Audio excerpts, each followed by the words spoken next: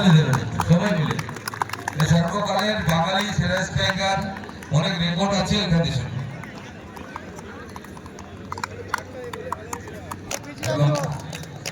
মোহনবাগান ইন্দ্রকালের ফুটবলে, কলকাতার ফুটবলের চমক।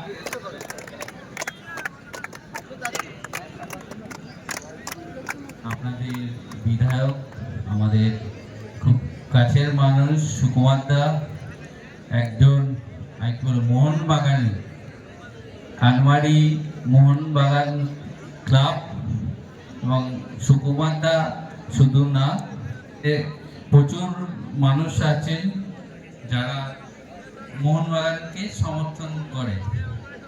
আমি নিজে আমার নিজের প্রথম ক্লাব মোহনবাগান, প্রায় 9 বছর মোহনবাগানে খেলেছি। এখানে উপস্থিত দুই টিমকে অনেক অনেক শুভেচ্ছা জানাই। আর কানমারি মোহনবাগান ক্লাবের যে একটা উমেন্স টিম, যে টিমটা নাম আমরা কলকাতা থেকেই জানি, এবং আগামী দিনে এই ক্লাব থেকে প্রচুর সংখ্যক ফুটবলার আমরা ভারতবর্ষের ফুটবলে দেখতে পাবো।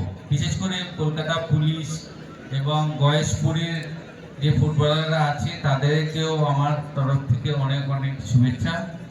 এবং কানমারি যে একাডেমি, তার থেকে যে বেনিয়ান ট্রি, যার সাথে থেকে কানমারি ফুটবল একাডেমি শুধু বাংলা নয়, ভারতবর্ষের প্রচুর মানুষ আমরা নিজেরাও জানি যে এই একাডেমি থেকে আগামী দিনে ভালো খেলোয়াড় উঠে আসবে।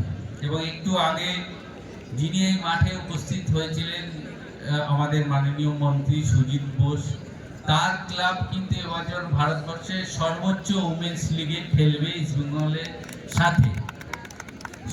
সেহেতু সুজিতদা এসছেন, আমরা আমাদের তরফ থেকে অনেক অনেক শুভেচ্ছা জানাই আগামী দিনে কন্যাশ্রী কাপ এবং অন্যান্য ফুটবল টুর্নামেন্টের জন্য। আর আমার তরফ থেকে অনেক অনেক শুভেচ্ছা। আপনারা ভালো থাকুন।